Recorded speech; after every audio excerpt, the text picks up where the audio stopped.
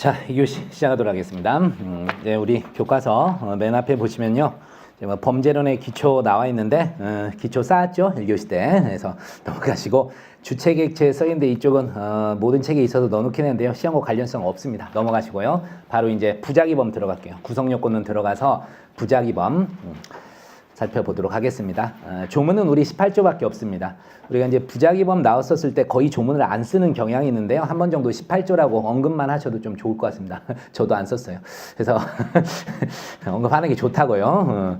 자, 그래서 위험의 발생을 방지할 의무가 있거나 자기 행위로 인하여 위험 발생의 원인을 야기한 자가 위험 발생을 방지하지 아니한 때는 그 발생된 결과에 의하여 처벌된다. 이런 조문 하나 정도가 있는데 쓸 일이 정말 없더라. 그래서 사례 정리 팁 한번 보세요. 부작위범이 출제될 때 부진정 부작위범이 나옵니다. 진정 부작위범 이런 거는 우리 쪽에서는 등장할 일은 없어요. 그래서 부진정 부작위범이 등장하는데 먼저 고의부터 판단해야 돼요. 올해도 나왔지만 이게 살인인지 유기치사인지 이게 늘 문제가 돼요. 특히 여러분들이 이제 바로 보겠지만 보증인 지위 관련해서 부작위범의 보증인 지위는 법령 계약 조리 선행행위 이렇게 4개가 돼 있는데 부진정 부작위범 이에 반해서 유기죄에선 보호 의무라고 써야 됩니다. 조문에 써 있으니까 보호 의무 이건 어디로 한정돼 있어요? 법률상 계약상 이렇게 돼 있습니다. 그래서 여기가 늘 문제돼요. 여기가. 그래서 부작위한 살인 같은 경우는 조리나 선행행위에서도 보증인 지위가 발생하지만 부작위한 유기에서는요 절대 이게 나올 수가 없어요. 조리 선행위 대표적으로 조리 관련해서 여러분이 판례를 알고 있는 게 있을 거예요. 취중 동행 사건 이런 거에서 뭐예요? 우연히 술을 먹다가 친하게 된 사람이 있죠. 어깨동무하고 하다가 추운 겨울에 개울가로 떨어지잖아. 그래가지고 어떻게 됩니까? 한 사람만 깨어나서 올라와. 저 사람, 아까 그 양반? 어떡하지? 나도 다리 아픈데? 그냥 갔어요. 얼어 죽었어. 이랬을 때 어떻게 돼요? 부작위한 유기치사라든가 이런 게 문제가 됐었는데 이 사람한테는 이쪽으로 하면 보증인 지위가 아니라 보험으로 와야 돼요. 유기치사니까. 법률상 계약상 보험가 있냐 이거죠. 그 정도 가지고는 안 된다고. 그게 바로 뭐예요? 조리 정도 가지고서는 되는 거였어요. 조리상으로는 보증인지가 발생했지만 법률상 계약상은 아니었어요. 또 뭐가 있냐면 선행위 관련해서도 유기가 안 된 게 뭐가 있었냐? 강간당한 피해자를 그냥 방치하고 갔던 사례가 있습니다.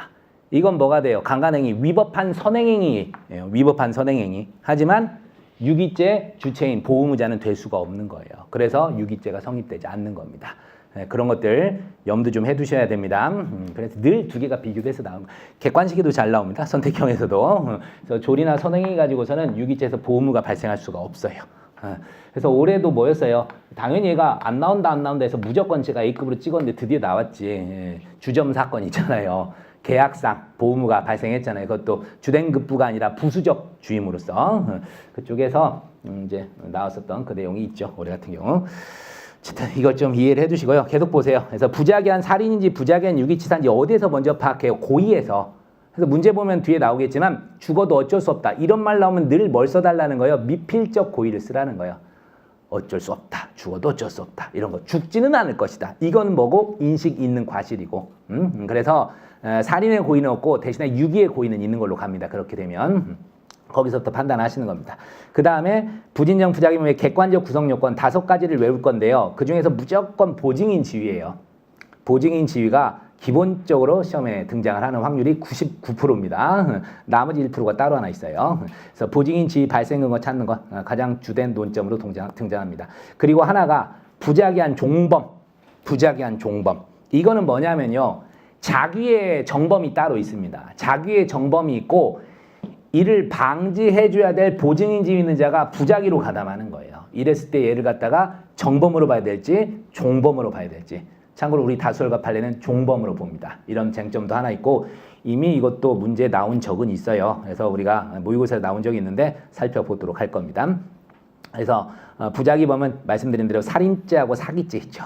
이 동네가 잘 나와요. 특히 사기죄에서는 부작위한 기망, 신의칙상 고지의무 관련해서 압도적으로 많이 등장하게 되어 있습니다.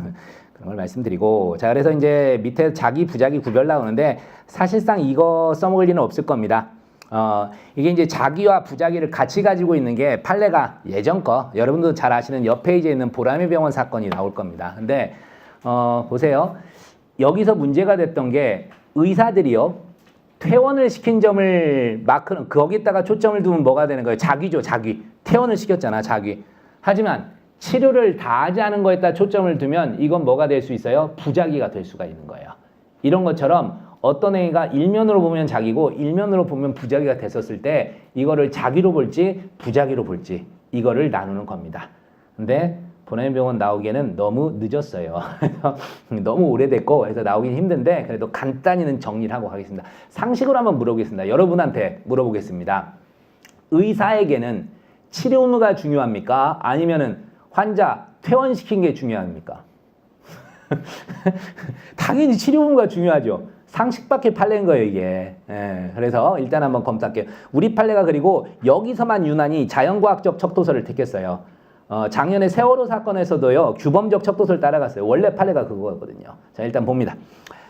자기, 부자기 구별. 어느 행위가 자기적 요소와 부자기적 요소를 동시에 포함하고 있는 경우 어느 것을 형법적 평가의 대상으로 삼아야 될지 이런 논의인데요. 그래서 일정한 방향으로의 에너지 투입 혹은 유의적인 신체 거동의 유무를 기준으로 판단하는 견해 자연과학적 척도설. 여러분 여기 이름만 외우실 겁니다. 내용 외우지 마세요. 자연과학적 척도설. 그리고 사회적 의미, 특히 법적 비난의 중점이 어디에 있는가, 법적 비난의 중점이 어디에 있는가를 기준으로 구별하는 규범적 척도설. 이걸 평가적 관찰 방법이라고도 부릅니다. 그 다음에 자기 우선 부자기 보충설. 이건 뭐 설명 안 해도 되죠. 자기가 먼저고 부자기 보충적으로 고려한다. 학설 3개예요. 자연과학적 척도설, 규범적 척도설, 자기 우선 부자기 보충설. 이렇게 쓰십니다. 학설관이 이렇게 있다 하면서 판례 이렇게 쓸 수밖에 없습니다. 소위 이리옥 폭발 사건 및 세월호 사건 등에서는 규범적 척도설의 입장을 취했으나 보라매병원 사건에서는 자연과학적 척도설의 입장을 취했다. 이렇게밖에 여긴 쓸 수가 없어요. 그래서 우선 써두시고 자, 여러분은 뭐라고 가는 게 맞아요? 검토 보세요. 자기와 부자기의 구별은 결국 법적 평가의 문제랄 것이므로. 그렇죠. 이게 자연적으로 뭐 너 움직였어? 자기. 안 움직였어? 부자. 이렇게 갈 게 아니잖아요. 규범적으로 의미 있는 행위인지 아닌지 이거를 평가하는 거기 때문에 결국은 법적 평가의 문제라서 규범적 척도설이 타당합니다. 참고로 여러분이 규범적이라는 거 용어 설명하라면 할 수 있나요? 규범적. 이게 제가 2013년 그때 사실 종합반에 와서 질문을 딱 했는데 처음으로 제대로 막힌 거야. 선생님, 논외인데요. 하지 마. 그런데 그래도 궁금해서요. 물어봐. 그랬더니 규범적이 뭐예요? 네이버에 안 나오냐? 저도 잘 안 뜨던데요. 그래서 한참 고민했어. 한참 고민했는데 책에 사실은 다 있어요. 여러분이 이런 말 많이 들어봤죠? 이게 이제 독일하는 사람은 알 건데 자인이 이제 존재야, 존재. 졸렌 이게 당위거든요, 당위. 그래서 규범적이라는 것은 여기에 관련된 거예요. 쉽게 해서 어떤 평가가 필요한 게 규범적이라는 거예요. 평가가 필요한 게. 예를 들어서요, 이 분필이 물건이다 아니다는 규범적이에요, 아니면 사실적이에요? 이거예요, 이거요. 있다 없다. 이거 존재론적이라고 얘기하는 건데 존재론, 사실적이란 말 뺄게요. 존재예요. 있다 없다, 있다 없다, 있다 없다. 근데 이거는 뭐예요? 규범적인 거. 쉽게 해서 이 분필이 재물인 건 알겠어요? 이건 우리가 당연히 알죠. 직관적으로 알 수 있잖아. 이게 제 거예요, 학원 거예요? 이건 평가가 필요하죠.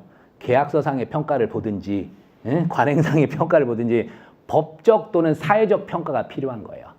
그래서 재물의 타인성 이건 법적 평가가 필요한 거고요. 우리가 음란성은 사회적 평가가 필요한 거예요. 됐습니까? 이런 게 이제 책에 원래 써 있어요. 근데 저도 당황했지. 이해를 해줘. 평가가 필요한 걸 우리가 규범적이라는 얘기를 하게 됩니다. 한번 말씀드리고 그래서 결론적으로 뭐예요? 자기와 부자기 구별은 법적 평가의 문제니까 규범적 척도설이 타당하다고요. 이렇게 결론을 내시고 그럼 이제 보라매병원 사건 한번 까볼게요. 자, 보면 이거는 말이 안 되는 겁니다. 사실. 1심 판결이 제일 맞았고 이제 항소심부터 바꿨는데 1심에서는 여기 총 등장인물이 5사람이 나오겠죠. 그래서 담당 전문의과 주치의일 을.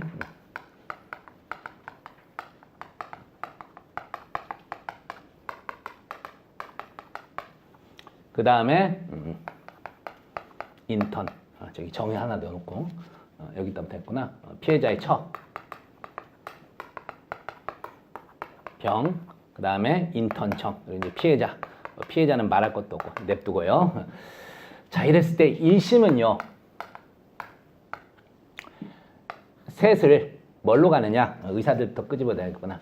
얘들은 어디에다가 퇴원시킨 데 초점을 둔 게 아니라 치료물을 다하지 않은 부작위.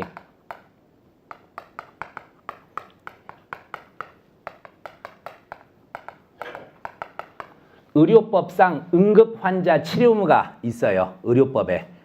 근데 이걸 다하지 아니하고 퇴원을 시킨 거예요. 그래서 여기에 치료 의무의 부작위에 초점을 뒀고 피해자의 처, 민법상 당연히 뭐예요?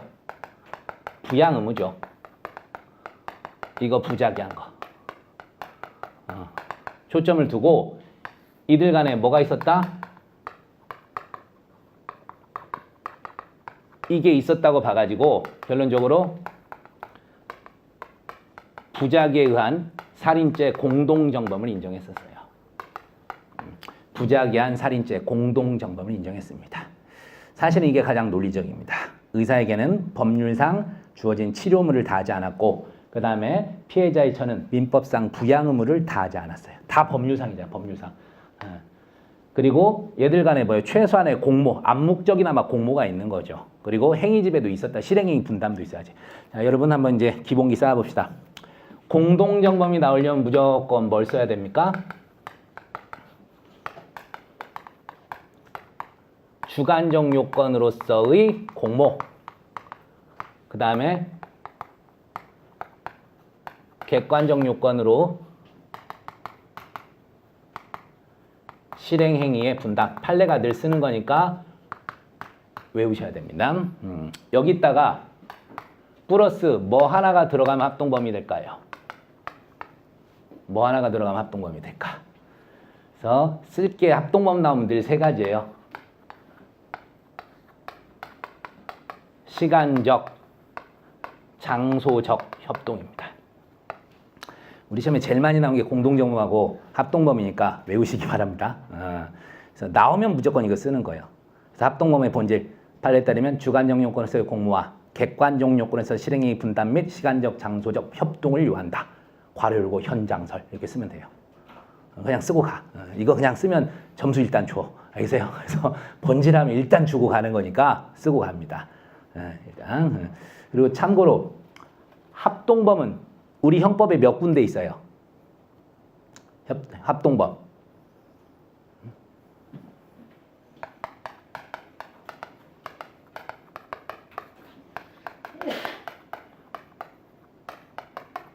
특수절도, 특수강도, 특수도주입니다.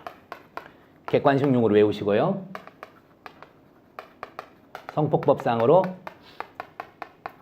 역시 특수강간이 있습니다. 현행법상 총 4가지가 있습니다.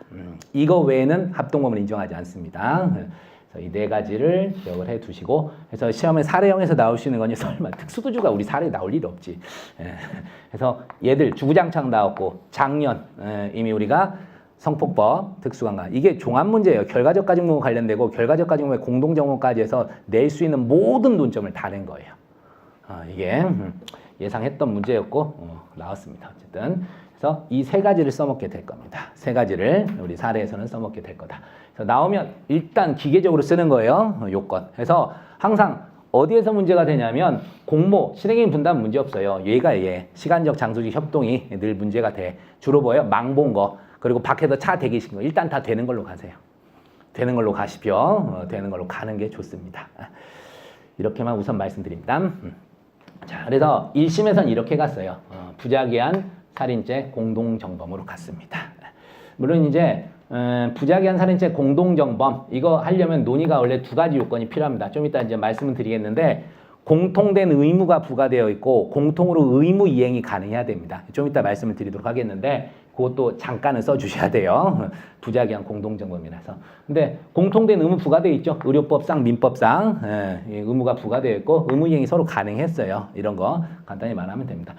자, 그리고 피해자 죄책 삼을 건 없고 얘는 뭐예요? 그냥 문외야, 문외야. 갔다 오라니까 뭐 모르고 갔다 온 거예요. 그래서 역할 분담 이런 것도 없었고 고의도 없었고 아무것도 없었어요. 그래서 그냥 무죄로 끝을 내놨습니다. 이게 타당했는데 자, 이제 어떤 문제가 생깁니까? 이렇게 되니까 대한의사협회에서 가만히 있지는 않은 거죠. 그래서 우리가 살인자냐? 이렇게 하면서 피켓 들고 난리는 이제 피셨겠지. 그래서 도중에 누가 니들 병원 와봐. 이제 이런 생각, 이런 피켓 하나 보는 순간 판사들이 쫄았을 거야. 거기서부터. 그래서 이제 바꿉니다. 무리하게 바꿉니다. 자, 담당 전문의 갑하고 을. 얘들을 어떻게 하면은 쉽게 해서 죗값을 싸게 매겨줄 수 있을까를 곰곰이 생각을 합니다.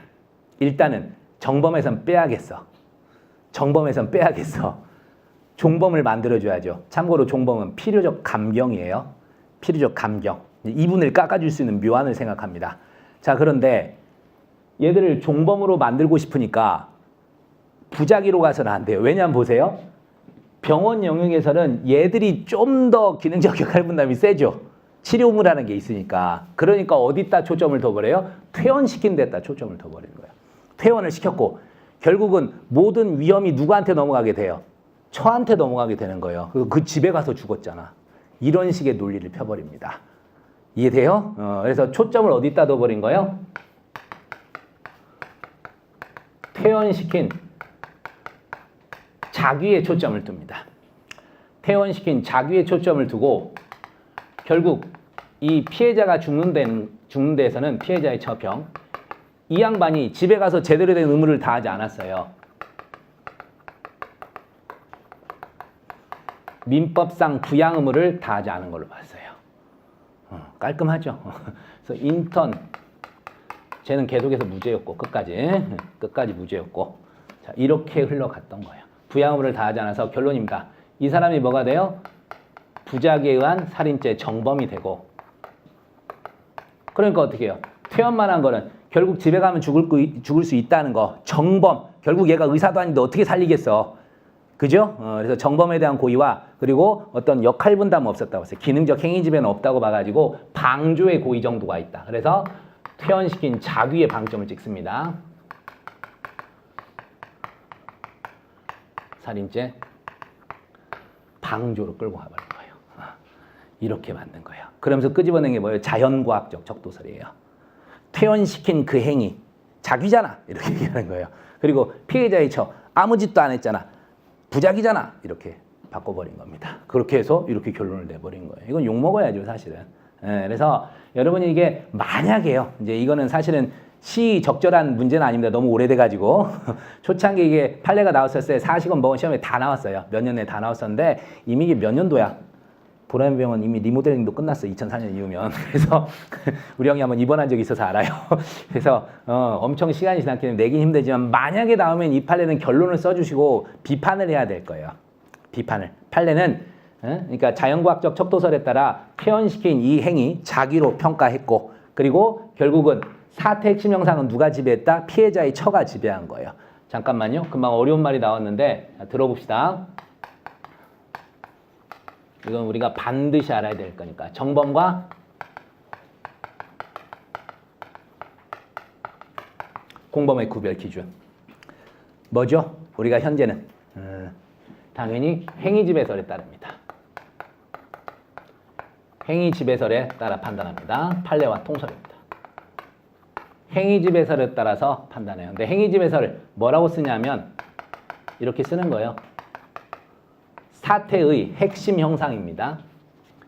사태의 핵심 형상을 지배한 자, 형상을 지배한 자. 얘가 바로 정범입니다. 그래서 사태의 핵심 형상이란 말을 꼭 기억하십시오. 그래서 사태 핵심 형상을 지배한 자 정범, 그러하지 아니한 자 공범 이렇게 가는 거예요. 교사 방조로. 그러면서 이제 좀 세분해서 들어가면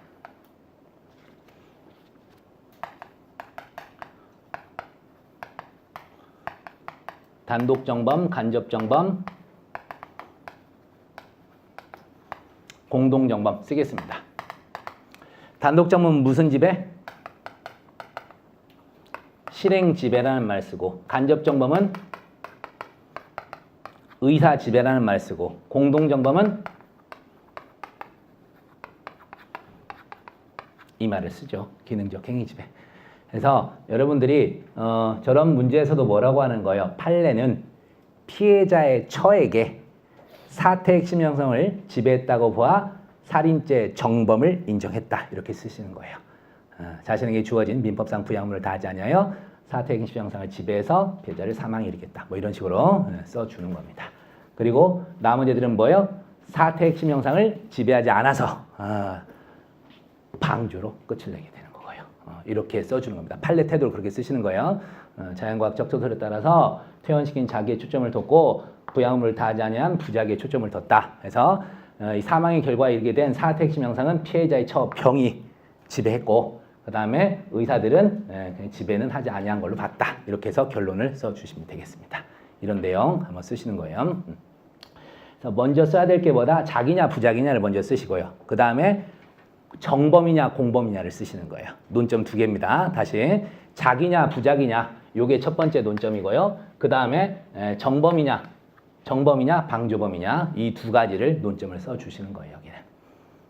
그래서 판례 결론을 다 써 넣으시고 그 다음에 결론 이제 비판하는 거예요. 여기서 사퇴 핵심 형상은 오히려 의사들이 지배했다고 보는 게 타당하다. 의사들이 치료물을 다하지 아니하여서 죽은 거잖아요. 그래서 결론적으로 1심에 따라서 셋 다 어떻게 보면 돼요? 공모가 있었고 암묵적 공모 있었고 실행위 분담이 있었다고 봐야 돼. 그래서 살인죄, 부작위한 살인의 공동 정범으로 보는 게 타당하다 이렇게 써주셔야 됩니다. 이거는 원래 모든 문제가 판례 써서 점수 받는 게 아니라 판례 비판하라고 내는 문제예요. 이거는 그거 하나 말씀드립니다. 논점 알아두세요. 자기 부작위 그 다음에 공범 정범 이거를 쓰는 논점이라는 거 말씀드립니다. 자 그래서요 옆에 판례 보겠습니다. 5페이지 보시면 뭐 사실관계는 여러분이 다 알 거고요. 판결루지 1번에서도 언더라인만 볼게요. 뭐라고 돼 있습니까? 사퇴 핵심적 경과를 계획적으로 조정하거나 저지 촉진하는 등으로 지배하고 있었다고 보기 어려워. 되게 어렵게 써놨죠? 줄여서 쓰라니까 사퇴 핵심 형상을 지배하고 있었다고 보기 어려워. 이렇게 가는 겁니다. 사퇴 핵심 형상을 지배하고 있다고 보기 어려워. 공동정범의 객관적 요건인 기능적 행위 지배가 흥결됐다. 공동정범이니까. 그래서 방조만 인정한 겁니다. 그래서 이게 정범, 공범 얘기고 그 다음에 2번이 자기냐 부작이냐예요. 자기냐 부작이냐. 순서는 여러분이 뒤집어 쓰셔도 돼요. 자기 부작위 먼저 논점 하시고 그 다음에 정범, 공범 구별하시는 것도 되고 이거는 외울 필요는 없습니다. 외울 필요 없고요. 객관식용으로 잘 나오는데 맨날 뒤에를 오답으로 만듭니다. 이 느낌 뭐 어떠한 범죄가 적극적 자기에 의하여 어쩌고저쩌고 시블렁시블렁 나오죠. 물리적 화학적 알았어 보람의 병원 해놓고 결론이 뭐예요? 의사 얘기예요. 이거는 무조건 뭘로 끝나야 돼? 자기로 끝나야 돼요. 자기로. 그래서 뒷부분을 항상 굵은 글씨 다음 부분부터 오답을 만듭니다. 아주 저급한 오답은 이렇게 만듭니다. 그 타인이 법익을 침해하게 이르렀다면 이는 부작위한 범죄로 봄이 원칙이고 그래서 아주 저급한 오답이고요. 업그레이드는 이겁니다. 자기의 범죄로 봄이 원칙이나 하면서 뒤에를 꼬아요. 자기에 의하여 악화된 법익 상황을 다시 되돌이키지 아니한 점에 주목하여 부작용을 볼 것은 아니며까지 여기는 맞게 한 다음에 뒤에를 바꾸죠. 악화되기 전에 그렇지만 악화되기 전에 법익 상황이 행위자가 과거에 행한 또 다른 자기의 결과에 유지되고 있었을 경우에는 그러하지 아니하다. 이렇게 쓰거나 부작위로 봄이 타당하다. 맨 뒤를 바꿉니다. 그래서 문제 딱 보면서 맨 앞에 보고 보라는 병원 자기요 부작위요. 그것만 끝에 보면 되는 거예요. 이거를 부작위라고 표현하면 무조건 틀린 지문이에요. 그리고 항상 틀린 지문으로 90% 이상 출제가 됩니다. 선택형용 대비해서 지금 말씀드린 겁니다. 이거는 우리가 외울 거 아니에요. 이거 이제 화살표 표시는 게 결론 썼어요. 결론. 보시면 결론적으로 피해자의 처 병에 대해서는 민법상 부양음과 했음에도 이를 다하지 아니한 점을 이유로 부작위한 살인죄 정범을 그리고 담당 전문의 갑과 주치의 을은 퇴원을 지시한 점에 주목 자귀한 살인죄 종범을 그리고 인턴 정에게는 무죄를 인정했던 겁니다. 비판해드렸으니까 잘 좀 기억해 두겠습니다. 자 그리고요 바로 이제 부작위범의 의 종류 나오는데 이런 거 우리가 객관식에서 열심히 외워야 될 겁니다. 진정, 부진정 구별 어떻게 갑니까? 우리가 법 조문의 형식을 보고 판단합니다. 이게 형식설이에요. 형식설. 2번 볼게요. 법률에 규정된 구성요건의 형식에 따라 부작위로만 범할 수 있는 범죄를 진정 부작위범 그리고 자기로 범하는 것이 원칙이지만 부작위로도 범할 수 있는 범죄를 부진정 부작위범이라 그러죠. 그래서 사례에서는 뭐만 나온다고요? 부진정이 나옵니다. 부진정 부작위범이 주로 등장하게 되어 있습니다. 그래서 형식설의 입장. 아까 제가 말 잘못했다. 잠깐만요. 여기에서 제가 얘기를 하면서 헛소리를 한 것 같아서 이거 부작위한 부진정 부작위범이죠. 근데 제가 아까 진정 부작위범 그 요건을 얘기한 것 같아. 삭제. 죄송합니다. 못 알아듣으셨으면 그냥 잊으시면 되고. 자, 넘어갑니다. 일단 형식설 기억하고, 이거 우리는 객관식에서 써먹지 주관식에서 안 써먹습니다. 그 다음에 이제 필암기 사항이 이제 나옵니다. 일반적 행위 가능성은 안 외워도 돼요. 일반적 행위 가능성. 이게 대신에 선택형으로 우리에게 한번 나온 적은 있었습니다. 이 일반적 행위 가능성은 구성 요건 단계의 문제일까요? 그 이전 단계의 문제일까요? 일반적 행위 가능성. 얘도 써 있잖아요. 낙동강에 빠진 아이를 서울에 있는 부모가 구하지 못해서, 이거를 구성요건적 행위로 보면 우리는 다 슈퍼맨이길 바라는 거죠. 불가능한 상황이죠. 이거는 여러분이 쳐다보지도 않았겠지만 앞으로도 쳐다보면 안 되는 행위론적 관점이에요. 행위론적 관점. 형법상 의미는 행위냐 아니냐를 구분하는 거거든요. 그래서 이거는 구성요건 이전 단계입니다. 구성요건 이전 단계. 근데 예전 우리 기출이었던지 거기 문제에서 이게 한번 지문으로 나왔었는데, 일반적 행위 가능성, 이걸 이제 뭐 구성요건적 뭐 문제 이런 식으로 해가지고 틀리게 된 적이 있어요. 이거는 구성요건 이전 단계 문제입니다. 네, 그거 하나 말씀드리고, 자, 이제부터 외우실 건데요. 일단 부작위범 나오면 부진정이 나온다고. 그래서 5개가 기본적으로 나올 건데요. 원래는 요것들만 나오게 돼 있어요.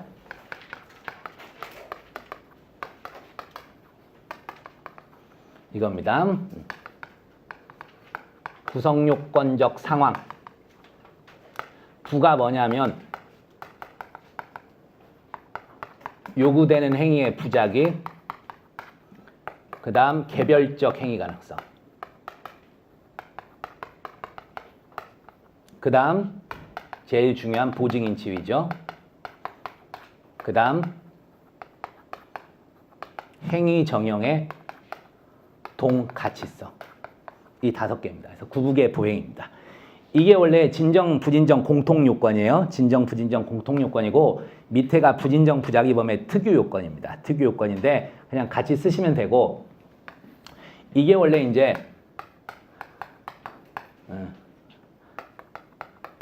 결과 발생, 부작위와 결과 발생 사이의 인과관계, 이렇게까지 해서가 원래 객관적 구성 요건이에요.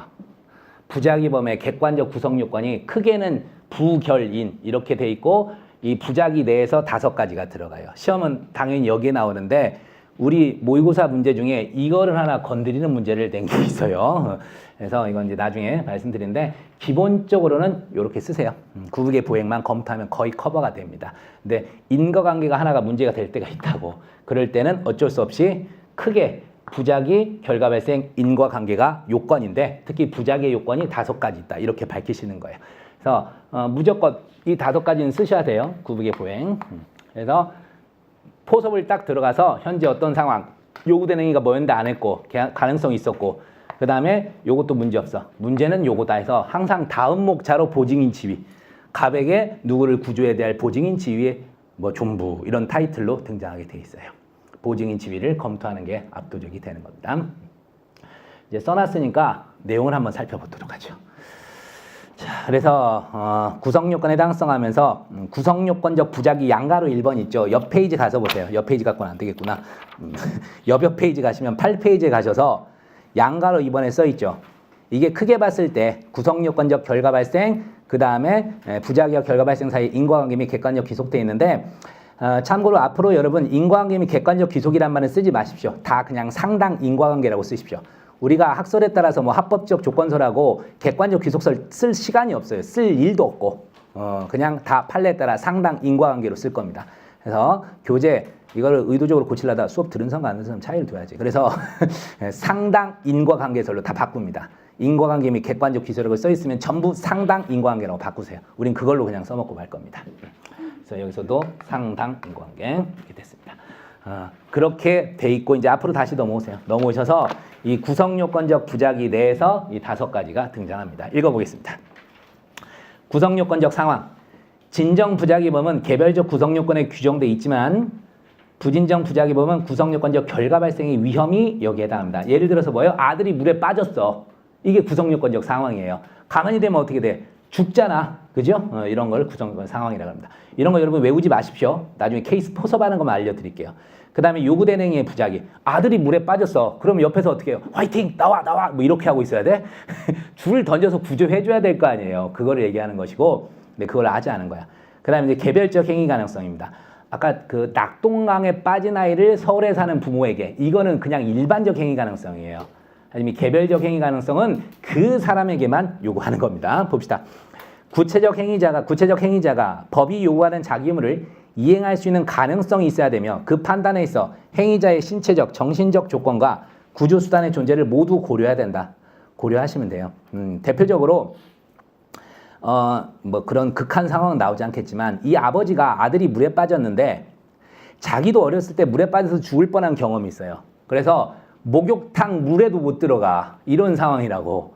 그러면 이 양반한테 구조할 걸 요구할 수 있어요, 없어요? 없어요. 개별적 행위 가능성이 없는 겁니다. 그런 경우에 이런 거는 근데 사례는 거의 나오지 않겠죠. 그런 극한 예외니까. 근데 판례가 하나 있습니다. 요거는 2013년 법무사 2차 시험에서 사례화돼서 나왔던 사례입니다. 이게 뭐냐? 부작위한 현주건조물 방화치사상이 문제됐던 거예요. 부작위한 현주건조물 방화치사상 이게 문제가 됐던 건데 자 한번 보겠습니다.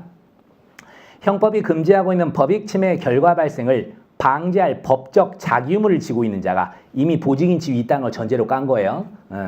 법적 자기의무를 지고 있는 자가 의무를 이행하지 아니한 경우 이를 자기에 한 실행행위와 동일하게 부작위범으로 처벌하기 위해서는 그 의무를 이행함으로써 결과 발생을 쉽게 방지할 수 있었음에도 불구 딱 이 말입니다. 의무를 이행함으로써 결과 발생을 쉽게 방지할 수 있었음에도 불구 결과 발생을 용인 이를 방관한 채 의무를 이행하지 아니한 결과 부작위가 자기한 법익 침해와 동등한 형법적 가치를 가진다고 볼 수 있어 범죄 실행행위로 평가될 만한 것이어야 된다. 뒤는 안 해도 돼요. 일단 우리 판례도 그 의무를 이행함으로써 결과 발생을 쉽게 방지할 수 있었음. 이게 바로 뭐다? 개별적 행위 가능성을 얘기합니다. 밑에 사실관계입니다. 이런 거 한번 포섭 들어가 볼게요. 모텔방에 투숙하여 담배를 피운 후 재떨이에 담배를 끄게 되었으나 담뱃불이 완전히 꺼졌는지 여부를 확인하지 않은 채 불이 붙기 쉬운 휴지를 재떨이에 버리고 잠을 잔 과실로 담뱃불이 휴지와 침대 시트에 옮겨 붙게 함으로써 화재가 발생한 경우에 위 화재가 중대한 과실 있는 선행행위로 발생한 이상 화재를 소화할 법률상 의무는 있다 할 것이나 화재 발생 사실을 안 상태에서 모텔을 빠져나오면서도 모텔 주인이나 다른 투숙객들에게 이를 알리지 아니하였다는 사정만으로는 화재를 용이하게 소화할 수 있었다고 보기 어렵다. 그 부분 외우십시오. 화재를 용이하게 소화할 수 있었다고 보기 어렵다. 이 부분. 그래서 부작위한 현건방치사상 부정이 됐던 사례인데 물론 무죄는 아니에요. 결론적으로 중과실 있었죠. 그래서 중과실 치사상과 중실화죄 상상적 경합이 인정된 건데 결론은 자 그건 뭐 이따가 결론 내리시고 자 한번 포섭 들어가겠습니다. 아까도 썼죠. 법령, 계약, 조리, 선행위. 나오면 여기는 특별히 보증인지위가 문제되지 않는 예외적 사안입니다. 요거만 나중에 따로 이제 목차로 잡아서 끄집어낼 거예요. 이게 문제가 됐던 거니까. 자 상황에서요. 보증인 지위부터 우리 판례도 사실은 얘기했어요. 자, 예, 부작위한 현주건조물 방화치사상에서 보증인 지위 어디서 끄집어냈어요? 바로 여기서 끄집어냈죠. 지금 얘 중대한 과실이 있다 그랬잖아요. 이게 위법한 선행행위예요. 과실 있는 위법한 선행행위가 있었어요. 여기에서 보증인 지위 인정됐습니다. 그리고 참고로 행위정의 동가치성 순수한 결과범에서는 특별히 요구하지 않습니다. 사람 죽고 이런 거에서는 특별히 요구하잖아요. 행위정의 동가치성은 사기죄 이런 거 있죠. 구성요건에서 특별히 조문에 뭐라고 써 있어요? 사람을 기망하여라고 써 있잖아. 기망하여라고. 그렇기 때문에 아무 짓도 안 하는 이게 기망으로 평가될 수 있어야 돼요. 그런 데나 써먹고 살인 나온 데서는 써먹지 않습니다. 순수한 결과범에서는 써먹지 않습니다. 이거 여러분 책에서 다 봤을 거예요. 행위정의 동가치성은 순수한 결과범에서는 논의되지 아니하고 행위정형의 특별한 어떤 뭐 가치를 요구하는 경우에서만 요구된다 해서 그런 쪽에 나옵니다. 순수한 결과범 거기서는 나오지 않는다. 그래서 이거는 거의 쓸 일 없습니다, 여러분. 행위정의 동가치성은 거의 쓸 일 없어요. 그냥 뭐라고 쓰면 돼요? 순수한 결과범으로 특별히 문제되지 않는다. 이렇게 가시면 돼요. 순수한 결과범. 그리고 이제 여기 갑니다. 자, 어떻게 됐어요? 지금 불 활활 타고 있죠? 요구되는 구성요건의 상황 맞죠? 지금 가만히 있으면 어떻게 돼요? 불에 타서 사람 죽거나 다치거나 할 수 있잖아. 현주건조물 방화 치사상 상황이에요, 지금. 그래서 뭐라고 쓰면 돼요? 가만히 놔두면 사람이 불에 타거나 죽을 수 있는 상황에서 요구된 행위가 뭐예요? 스스로 소화를 하거나 사람들을 대피시켜야 함에도 그걸 하지 않은 거예요. 부작위까지. 됐죠? 그래서 다 인정이 됐어요. 보증인지 인정됐고 이거 특별히 문제 안 되고 이것까지 다 인정이 되는 거예요. 그래서 마지막에 쓰는 거죠. 그래서 위법한 선행위를 통하여 갑에게는 보증인 지위가 인정되고 특별히 순수한 결과범이라 행위정의 동가치는 충족하는데 역시 가만히 있으면 사람들이 불에 타거나 죽을 수 있는 상황에서 아무런 구호조치를 하지 아니한 점은 인정된다. 이렇게 쓰는 거예요. 다만 과연 갑에게 소와 의문의지 사람을 구조하지 아니할 가능성이 있었는지는 따로 살펴본다 하고 두 번째 논점으로 와가지고 갑에게 개별적 행위 가능성 뭐 존부 이렇게 쓰는 거죠. 아니면 갑에게 소화 의무를 기대할 수 있는지 여부 이렇게 딱 쓰는 거예요. 그래놓고 우린 몰라 판례 써 그냥 판례 쓰면 돼요. 판례 뭐라 그랬어요? 그래서 제가 외우라 그랬잖아요. 밑에 세 번째 줄부터 쓰시면 돼. 화재 발생 사실을 한 상태에서 모텔을 빠져나오면서도 모텔 주인이나 다른 투숙객들에게 알리지 않았다는 사정만으로 화재를 용이하게 소화할 수 있었다고 보기 어렵다고 판시했다. 끝. 그럴 때 쓰는 거 뭐예요? 위와 유사한 사례에서 우린 늘 그래요. 그 판례야. 근데 위와 유사한 사례라고 쓰세요. 위와 유사한 사례에서 판례는 이렇게 판시했다. 사안에서도 같이 가요. 사안에서도 이런 다급한 상황에서 차분하게 소와 의문의지 사람들을 대피시킬 것을 기대할 수는 없다. 그렇게 포섭하면 돼요. 결론. 얘가 깨졌어요. 부작위한 현주건조물 방아치사 돼 안 돼? 안 돼요. 그래서 거기 부분은 무죄. 그 다음에 써야 될 게 뭐야? 그냥 무죄하고 가면 안 되지. 그것만 무죄하면 안 되고 앞에 나왔잖아요. 중과실치사상하고 중실화죄 상상적 경합은 구성요건을 따로 또 포섭을 해줘야죠. 그렇죠? 우리가 책들에 결론을 안 써있는데 사례는 결론까지 우리가 알고 있어야 됩니다. 그래서 중실화죄와 중과실치사상죄 상상적 경합이 인정이 되는 거예요. 그래서 구성요건 포섭을 하시면 됩니다. 나머지는 조문 찾아가지고 간단히 쓰시면 돼요. 그래서 됐습니다. 이렇게 가볍게 개별적 행위 가능성 관련된 문제 하나 받고 자 이제 자세히 한번 들어가 봅시다. 보증인 지위만 열심히 보면 되는데 반가로 2번 옆에 써있죠. 부진정 부작용 특유요소 보증인 지위와 행위정의 동가치성인데 동그라미 1번은 여러분 그냥 X 치세요. 쓸 일 없습니다. 그냥 공부할 때 읽어보시라는 거고 보증인 지위의 체계적 지위는 이게 착오가 나왔을 때만 씁니다. 평상시 쓰지 않습니다. 착오가 나오는데 우리는 지금 2분설이에요. 2분설. 2분설이라서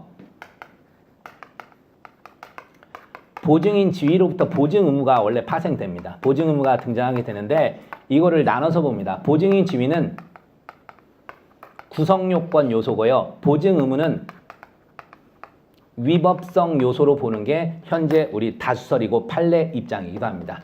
자, 그래서 이거는 어떻게 응용이 될까요? 객관식에서는 아주 쉽게 나와요. 보증인 지위에 대한 착오는 구성요건적 착오고요. 보증 의무에 대한 착오는 위법성에 대한 착오니까 금지착오에 금지착오 이렇게 쉽게 등장하는데 사례를 구성하면 좀 괴롭게 될 수가 있습니다. 자, 예를 한번 들어봅니다. 갑이요 여름에 캠프를 갔습니다. 계곡에 놀러를 갔다. 근데 자신의 아들이 지금 물에 빠졌어요. 잠깐 물건 사고 왔는데 자신의 아들이 빠지는 자신의 아들인지를 모르는 거예요. 모르고 어이구야 쟤네 부모는 어디 갔다 큰일 났네. 어이구 큰일 났다 애 빠져 죽겠네. 어이구 어쩐데 하고 그러고 있었어. 빠져 죽었어 얘가. 이게 뭐예요? 자신에게 보증인 지위 있다는 것 자체를 인지를 못한 거예요. 이게 구성요건적 착오예요. 그래서 어떻게 돼요? 고의가 없었어요. 과실치사로 갈 수는 있습니다. 알겠죠? 여기서 보증인 지위에 대한 착오 있기 때문에 원칙적으로 우리가 구성요건적 착오는 어떻게 평가합니까? 고의조각 과실범입니다. 금방 보세요. 지금 문제된 게 살인이죠. 살인죄 구성요건을 따져보자고.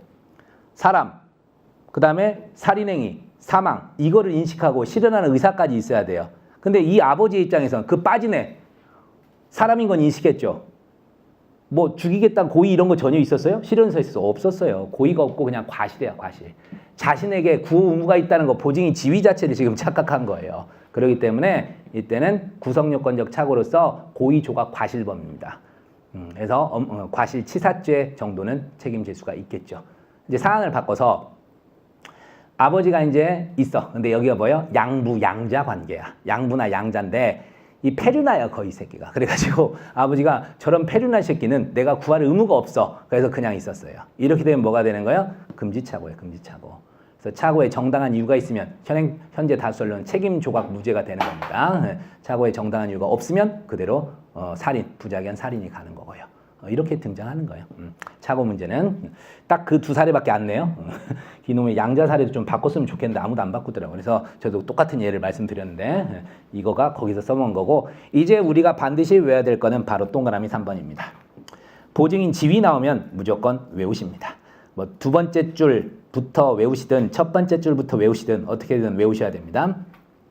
자, 이거는 보겠습니다. 자기 의무는 법적인 의무야 되므로 단순한 도덕상 종교상 의무는 포함되지 않으나 자기 의무가 법적인 의무인 한 성문법, 불문법, 공법, 언더라인만 따라가세요. 성문법이건 불문법이건 공법이건 사법이건 불문, 법령, 법률행위, 선행행위를 한 경우는 물론 신의 성실의 원칙이나 사회상규, 조리상 자기 의무가 기대되는 경우에도 법적 자기 의무는 있다. 그래서 여러분들이 어떻게든 외우시는데요. 첫 번째 줄은 좀 생략해도 상관없습니다. 두 번째 줄 자기 의무가 법적인 의무인 한 여기서부터는 꼭 좀 써주시기 바라겠습니다. 여기는 외우십시오. 그래서 어떤 사례든 제가 이 내용은 넣어놨어요. 그래서 보증인 지위 딱 뜨면 이걸 쓰는 거야. 자기 의무가 법적인 의무인 한 성문법, 불문법, 공법, 사법, 불문하고 법령, 법률행위, 선행위를 한 경우 물론 신의 성실 원칙이나 사회상규, 조리상 자기 의무가 기대되는 경우도 원칙이다. 줄여 쓰고 싶으시면 법령, 법률행위, 선행행위, 조리상 이렇게 줄여 써도 됩니다. 예. 기대되는 경우도 자기 의무 있다. 이렇게 쓰시고 이제 우리가 찾아가는 거예요. 이게 법률상인지 법령상인지 아니면 계약상인지 조리상인지 위법한 선행행위인지 이렇게 갑니다. 그래서 판례들 실어놨죠. 보시면 우리가 경찰관 직무집행법은 어디에서 자주 만나게 됩니까? 형사소송법에서 짜증나는 동네죠. 불신검문, 정지, 동행요구 뭐 이런 나오잖아. 경찰관 직무집행법 3조는 여러분이 달달달 좀 외우셔야 돼요. 하여튼 그래서 경직법상 국민의 생명, 신체 안전을 보호하기 위한 응급조치를 강구해야 될 직무를 가지고 있습니다. 경찰관 직무집행법입니다. 그러니까 예를 들어서 추운 겨울에 사람이 취객이 널브러져서 자고 있어. 가만히 두면 죽지요. 죽을 수 있어. 근데 일반 사인은 지나치더라도 뭐가 없어요? 이게 없어요. 죽어도 어쩔 수 없다고 갔더라도 법령, 계약, 조리, 선행행위 아무것도 없어요. 자기가 전혀 모르는 사람이 쓰러져 있으면 아무것도 없어. 이해되죠? 자, 그런데 유기죄로가 당연히 없고 경찰은 어떻게 돼요? 지나가면서 아 추워 죽어도 어쩔 수 없어 하고 가면 경찰관 직무집행법상 자기 의무가 생긴 자예요. 부작위한 살인입니다. 근데 에이 죽지는 않겠지. 영하 3도밖에 안 되네. 이러고 갔어. 근데 죽었어. 그럼 어떻게 돼요? 부작위한 유기치사 문제로 가버리는 거 이제는 여기서는. 유기죄 주체도 가능하단 말이에요. 물론 이 유기의 고의가 있는가는 살펴는 봐야 되긴 하겠지만 어쨌든 유기죄로는 갈 수도 있습니다. 여기서 고의 문제가 이제 나오게 되는 거예요.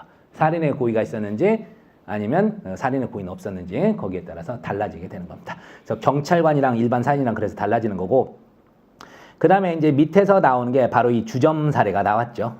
뭐 이게 올해 나와버렸기 때문에 또 나올 가능성은 당분간은 없습니다. 그래서 선택형용으로 한번 보도록 하시는데 자, 유기죄는요. 두 번째 줄에 써 있죠.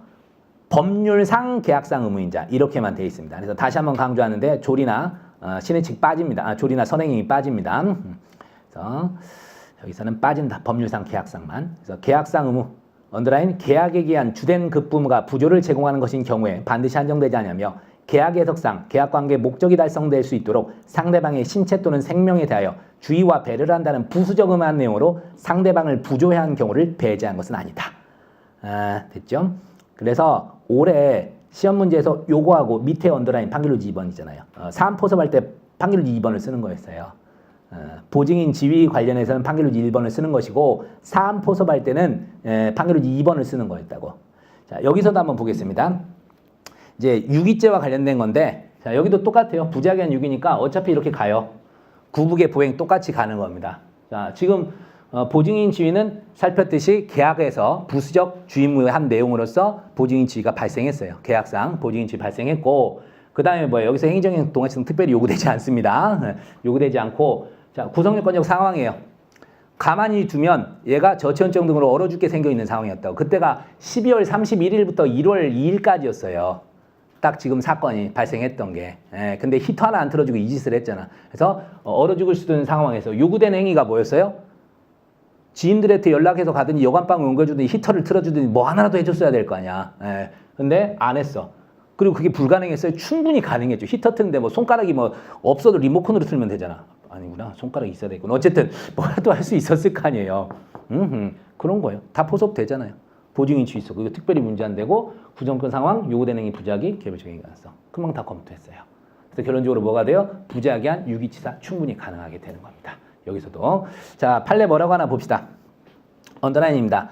피고인은 주점의 운영자로서 피해자의 생명 신체에 대한 위해가 발생하지 아니하도록 피해자를 주점 내실로 옮기거나 인근에 있는 여관에 데려다 주어 쉬게 하거나 피해자의 지인, 경찰에 연락하는 등 필요한 조치를 강구해야 할 계약상 부조물을 부담한다 했는데 앞에 내용이 다예요. 사실은 이런 거 다 하지 않았다는 게 포섭이 다 들어간 거예요. 그래서 요거 하나 쓰시면 되고 그 다음에 2번 역시 이제 별표하십시오. 1번은 이제 기출됐기 때문에 약간 객관식용이고 2번 부작위한 사기에서 늘 등장하는 게 이제 이런 사례들인데 착오를 제거해야 할 신의칙상 의무 이게 항상 우리가 문제가 됩니다. 지금 나와 있는 건 거스름돈 사기죠. 거스름돈 사기 얘기인데 간단히 얘기하면 나중에 사기에서 만날 거예요. 거래 목적 달성에 지장이 있는 사안에 대해서는 신의칙상 고지무가 있습니다. 거래 목적 달성에 지장이 있는 사안에 대해서는 신의칙상 고지무가 발생해요. 됐습니까? 그리고 거래 목적 달성에 지장이 없으면 고지무 발생하지 않고요. 우리가 거스름돈 사기에서도 우리 이런 경우가 평생 살면서 한두 번 있지 않았나요? 5,000원짜리를 냈는데 어떻게 된 거예요? 7,000원을 내줘. 3,000원짜리 2,000원짜리 사주는데 그러면 이런 운수 좋은 날이 있나 하면서 가져간 적이 있을 거라고요. 사기입니다. 알겠어요? 사기가 됩니다. 그래서 좀 알아두시고 이건 다음에 또 자세히 제가 말씀드릴게요. 이때도 보증인 지위가 신의칙상 여기 조리 신의칙에서 발생하게 됩니다. 이걸 하고 나머지 이제 포섭을 들어가면 되는 겁니다. 자 그리고 선행행위에서 부작위한 살인 관련해서 조카 저수지 사건이 있죠. 여기서는 위법한 선행행위인데 보시면 언더라인 돼 있습니다. 미끄러지기 쉬운 제방 쪽으로 유인하여 이 말이 나오죠. 미끄러지기 쉬운 제방 쪽으로 유인하여 함께 걷다가 피해자가 물에 빠지자 이를 구호하지 아니하여 피해자를 익사했던 사안입니다. 그래서 미끄러지기 쉬운 제방 쪽으로 유인하여 걸었던 거 자체가 위법한 선행행위로 봅니다. 참고로 제가 계속 위법한이란 말을 쓰게 되는데 기억하십시오. 선행행위로 원칙적으로 위법한 선행행위여야 돼요. 그래서 적법한 선행행위로부터는 원칙적으로는 보증인 지위가 발생한다 안 한다 하지 않습니다. 근데 우리가 외워야 될 게 나중에 하나 있습니다. 자, 그래서 요 사례 체크합니다. 그래서 언더라인 보세요. 피해자가 물에 빠진 후에 피고인이 살해의 범위를 가지고 그를 구호하지 아니한 채 익사하는 것을 용인 방관한 행위는 피고인이 그를 직접 물에 빠뜨려 익사시킨 행위와 다를 바 없다고 형법상 평가될 만한 살인의 실행행위다. 나오게 되는데 이것도 똑같습니다. 보증인 지위 찾아내요. 선행위 찾아내고 그 다음에 살인죄라서 행위정의 동화시는 따로 필요 없고 지금 물에 빠져서 죽게 되는 상황이죠. 요구된 행위가 뭐야? 얘를 물에서 건지거나 뭐 구조를 해줘야 되잖아. 하지 않았죠. 그리고 뭐야? 충분히 할 가능성도 있었다고요. 이런 것들을 써주시면 다 되는 겁니다. 그 다음 게 이제 여러분이 외우셔야 될 거예요. 2번 별표합니다. 이건 이제 우리가 어디에서 늘 등장하는 거냐면 도로교통법 지금 50조로 돼 있는데 옛날 판례라 그래요. 지금은 54조지요. 54조 1항 2항 뭐지요? 구호조치 의무와 신고 의무입니다. 그래서 늘 등장하는 도주차량 운전죄, 특가법상 도주차량 운전죄, 그 다음에 이제 위험운전 치사상 나오잖아요. 그런 거 할 때 주로 이제 도주차량 운전죄에서 써먹게 될 겁니다. 그래서 보시죠. 2번 별표하시고 그래서 지금 이제 조문을 바꾸세요. 54조 1항 2항으로 54조 1항 2항이 규정한 구호조치 의무 및 신고 의무는 교통사고를 발생시킨 당해 차량의 운전자에게 사고 발생이 있어서 고의 과실 혹은 유책 위법의 유무에 관계없이 부과되는 의무다. 달리 외우십니다. 고의 과실 혹은 유책 위법의 유무에 관계없이 부과된 의무이다. 이렇게 해석합니다. 자, 그러면 여러분한테 질문을 드립니다. 고의 과실, 유책 위법이 없대. 운전자가 운전하고 가다 사람을 쳤는데 고의 과실, 유책 위법이 없대. 어떤 상황을 상정할 수 있습니까? 예를 알려드리죠. 맨날 시험에 나오는 고속도로, 자동차 전용도로, 육교 및 하나 더 하면 보행자실 노동 적색인데 그건 잘 안 나와요. 이게 뭐야? 신뢰원칙이에요. 신뢰원칙. 신뢰원칙이 그래서 늘 우리 도주차량 운전 이쪽에서는 등장을 하게 만들어놔요. 그래서 패턴이 정해져 있어요. 신뢰원칙 적용돼서 업무상 과실이 부정돼. 그럼 남는 거 뭐밖에 없어요? 이 구호조치 의무밖에 없어요. 도로교통법상의 구호조치 의무 및 신고 의무 위반 이것만 돼. 물론 술 처먹었으면 음주운전죄가 따로 되겠지만 이렇게 이제 가는 거고 신뢰 원칙이 나오긴 나오는데 제한되죠. 항상 어떻게 돼? 제동거리 밖에서 발견을 해. 제동거리 밖에서 발견했는데 그냥 가자, 피하겠지 하다가 사고를 내요. 그럼 업무상 과실이 있는 거야. 그럼 이제 쭉쭉쭉쭉 내려와서 도주 차량 운전까지 연결이 되는 겁니다. 됐죠? 그래서 우선은 요거를 외우십시오. 이게 어디다 써먹은 건지 신뢰 원칙 할 때 꼭 써먹게 됩니다. 그리고 요거로 인해서요. 지금 이거는 적법한 선행 행위이기도 하지만 이거는 법령에 의한 행위이기도 합니다. 두 군데 다 포섭이 돼요. 그래서 선택형에서도 잘 나와요. 그래서 적법한 선행행위로부터는 보증인 지위가 발생할 수 없다. 땡 여기서 등장합니다. 요놈 때 쓰는 거예요. 요놈 때. 도로교통법 법령에 의하기도 하지만 이거는 뭐다? 적법한 선행행위 사례에서 자주 등장합니다. 그래서 두 개를 같이 외워두십시오. 적법한 선행행위에도 불구하고 발생할 수 있는 겁니다. 보증인 지위가 법령일 수도 있고 됐고요. 자, 제가 우리 판례는 이제 위법한 선행행 쪽으로 넣어놨는데 마지막에다 그 말 써놨죠. 보시면 본 판례는 법령에 의한 보증인 지위로 보더라도 상관없다. 이건 일단 덧붙여놨습니다. 그 다음 행위정의 동가치성 거의 쓸 일 없다 그랬는데 왜 그런가 보세요. 순수한 결과범의 경우에는 동가치성 기준이 적용되지 않습니다. 하지만 일정한 수단이나 방법에 해당하는 행위방가치는 모르셔도 되고 일정한 수단이나 방법이 반드시 필요한 이걸 행태 의존적 결과범이라 그럽니다. 대표적인 게 사기죄예요. 그러니까 조문에서 일정한 행위가 써 있어요. 사기죄가 되려면 뭐라고 돼 있어요? 기망이라고 써 있잖아요. 그죠? 그 다음에 폭행이래. 공갈은 폭행 협박이고 강도도 폭행 협박이잖아요. 가만히 있는 행위가 폭행이나 협박으로 인정될 수 있어야 된다고. 이런 걸 얘기하는 겁니다. 그래서 딴 때는 거의 쓸 일 없습니다. 사기죄 정도에서나 검토를 할 거예요. 검토를 할 거고. 그래서 거의 그냥 무시하고 넘어가도 됩니다. 그 다음에 이제 고의 나오죠. 고의. 이게 세월호 사건에서 나왔던 건데 1년만 한번 하겠습니다. 굳이 외우라고는 안 하겠습니다. 부진정 부작위범의 고의는 자, 언더라인 의무를 이행함으로써 결과 발생을 쉽게 방지할 수 있었음을 예견하고도 결과 발생을 용인하고 이를 방관한 채 의무를 이행하지 않는다는 인식을 하면 족하다 해서 미필적 고의로도 충분히 가능하다는 겁니다. 그 참고로 미필적 고의가 나오면요. 이 멘트 꼭 쓰세요. 결과 발생을 용인하고 이를 방관한 채 의무를 이행하지 않는다는 인식. 이게 미필적 고의입니다. 결과 발생을 용인하고 이를 방관한 채 의무를 이행하지 않는다는 인식. 이게 미필적 고의입니다. 그래서 용인이란 말을 꼭 들어가야 돼요. 우리 판례가 용인설이잖아. 용인설. 그 전까지 말씀드리고 자, 이제 배울 거 다 배웠습니다. 구성요건 결과 발생하고 이제 상당 인과관계도 경우에 따라 쓸 일이 있다 그랬는데 위법성 책임은 쓸 일은 정말 없습니다. 그냥 구성요건에서 끝날 거고요. 우리 법전협 2015년 3차 문제 한번 보도록 합니다. 여기서 이제 2번 문제를 물었고 1번은 나중에 고의에 나와요. 자, 일단 1번부터 보겠습니다. 갑은 야간에 고속도로를 정상적으로 운전하여 가다가 갑자기 고속도로를 무단 횡단하던 A를 치었고 A는 머리에 피를 흘리며 갓길로 쓰러져 정신을 잃었습니다.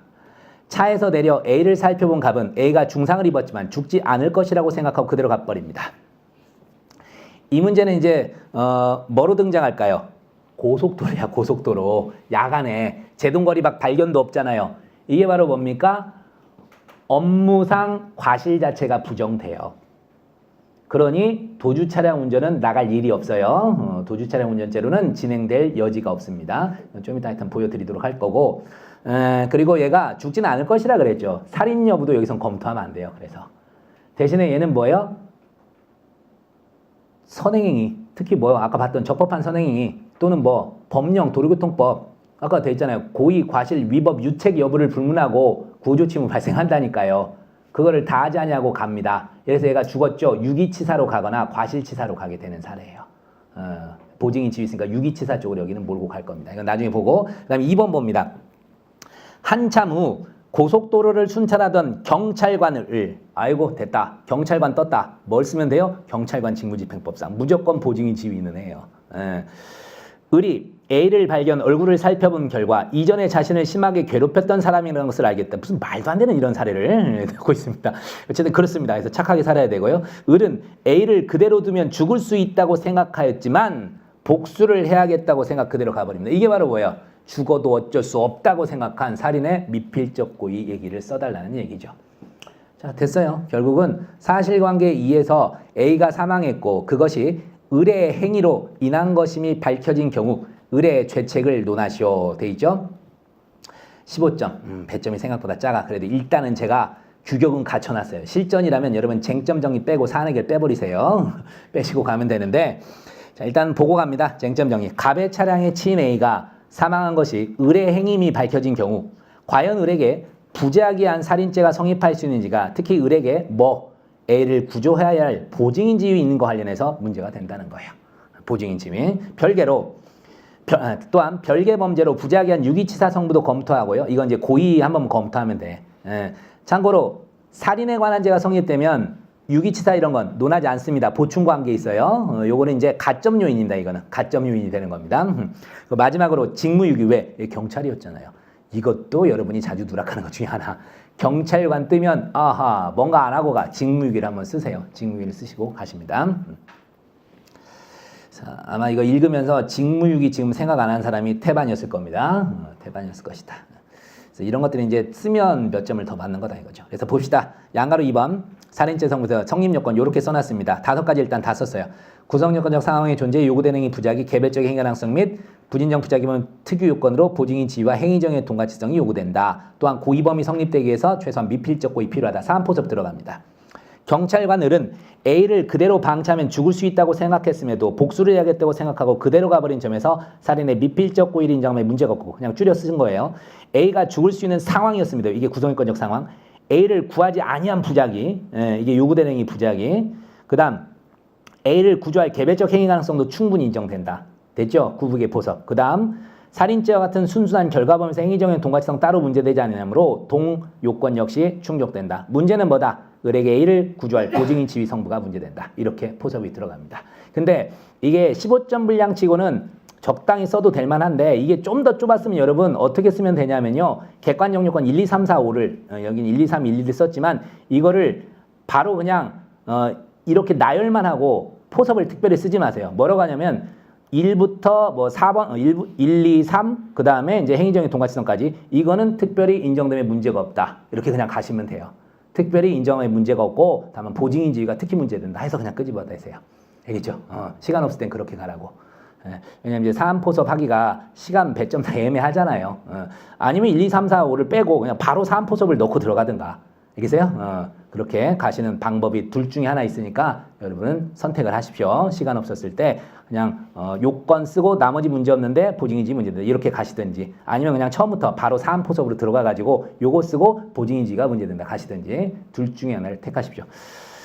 자, 그 다음에 이제 바로 갑니다. 보증인지의 발생은 그래서 아까 외우란 판례가 여기 등장하잖아요. 이 판례를 일단 쓰고 가는 거예요. 보증인 지위의 발생 근거란 타이틀하에 이 판례 써요. 판례 썼죠? 사안 들어가야지 바로. 사안의 포섭 들어갑니다. 을은 국민의 생명과 신체 안전을 보호하기 위한 응급의 조치를 강구할 직무를 가진 경찰관입니다. 되게 길게 썼죠? 시간 없을 때 어떻게 쓰면 돼요? 을은 경찰관이므로 경찰관 직무집행법에 따라 그냥 가면 됩니다. 그래서 서두가 긴데 책이니까 좀 있어 보이려고 한 거예요. 그래서 이거 요약하느라 요새 힘들어 죽겠네. 다시. 그래서 A를 구조할 자기 의무가 존재한다. 이렇게 가면 됩니다. 그래서 이제 소결론 써놨습니다. 사안에서 을은 경찰관으로서 법률에 A를 구조할 보증인 지위에 있음에도 살인의 미필적 고의를 가지고 A를 구하지 않은 부작위에서 A를 살인한 것으로 평가되므로 부작위는 살인죄의 죄책을 짐이 타당하다. 됐죠? 이 내용 한번 딱 요약 정리를 하면 되고 그 다음에 이제 부작위한 유기치사도 한번 검토를 했습니다. 이 이하는 가점 요인입니다. 그래서 유기죄는 살인죄에 대해서 보충관계 있습니다. 그래서 살인의 고의로 유기하면 살인죄만 되지 유기치사는 언급할 여지가 없어요. 이런 거 생각하시고 그 다음 직무유기. 을은 경찰관으로서 국민의 생명, 신체 위해가 발생하지 않도록 직무를 수행할 의무가 있는 자임에도 그 직무를 행하지 않았죠. 그래서 본죄 성립 간단히 쓰고 사안 해결. 부작위 살인과 직무유기가 나오죠. 일단 얘들 뭐예요? 하나의 부작위로 두 개를 같이 한 거예요. 그래서 이거는 상상적 경합으로 갑니다. 상상적 경합으로.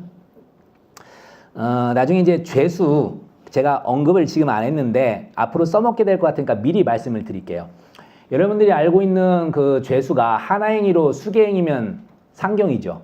그리고 개별행위, 개별죄면 실경으로 가잖아. 근데 빌어먹을 하나행위, 수개죄인데 상경이 아니라 실경을 인정하는 애들이 많이 있어요. 특히 우리 시험에 주구장창 등장하는 거. 뭐가 있을까요? 은행 가서 타인명의 예금 청구서 작성해가지고 제출하고 돈 받아오잖아. 그게 바로 뭐예요? 위조 사문서 행사죄와 사기죄입니다. 위조 사문서 행사죄와 사기죄, 또 하나 더 위조 통화 행사죄와 사기죄, 그리고 마지막 하나 더 진짜 많이 써먹는 거. 신용카드 부정사용죄와 사기죄. 또는 절도도 상관없고 컴사기도 상관없습니다. 써드릴게요. 자, 보면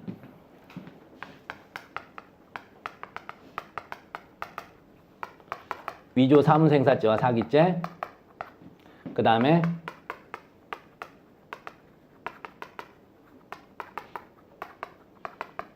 위조 통화행사죄와 사기죄, 그 다음에 줄여 쓸게요. 어떤 수험생한테 저한테 알려서 선생님 신카부 있잖아요. 그래서 신카부 버카충 줄임말과 똑같다. 신용카드 부정사용죄와 사기죄 또는 절도죄 또는 컴사기. 생각해 보세요. 위조 사문서 행사하는 게 바로 뭐죠? 사기에서의 기망이에요. 기망. 자기가 진정한 예금 청구권자, 예금자인 것처럼 제출을 하는 거잖아요.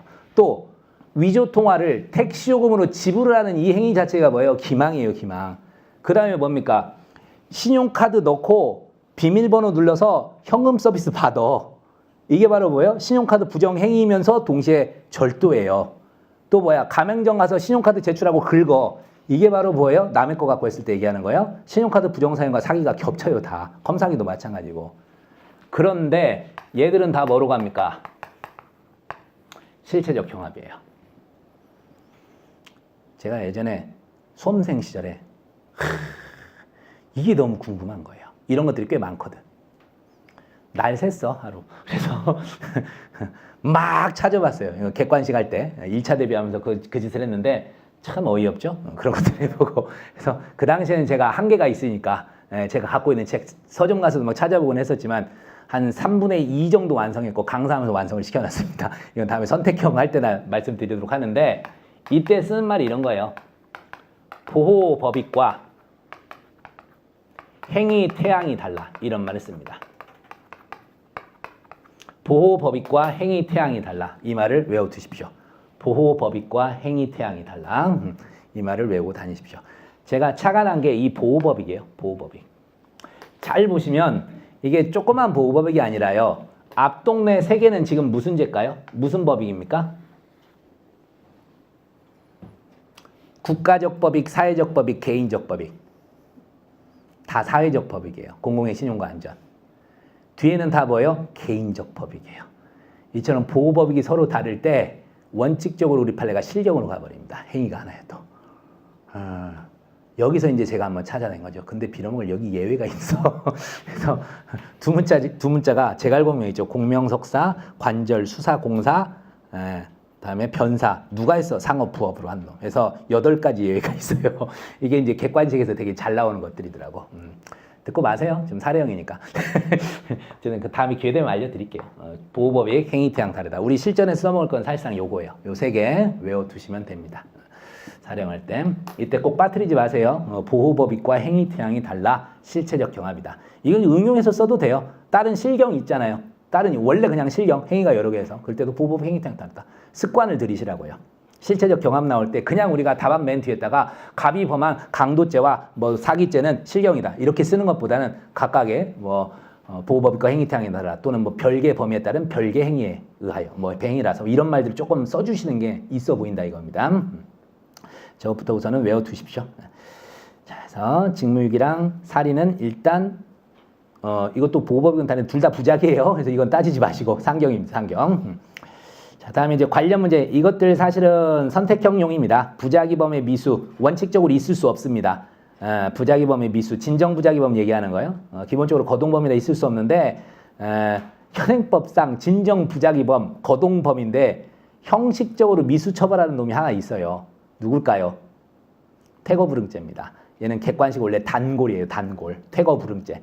자주 나오는 게 현행법상 진정부작위범 미수는 존재하지 않는다. 땡 틀렸습니다. 형식적으로 존재합니다. 우리 학설과 판례가 적용을 안 할 뿐입니다.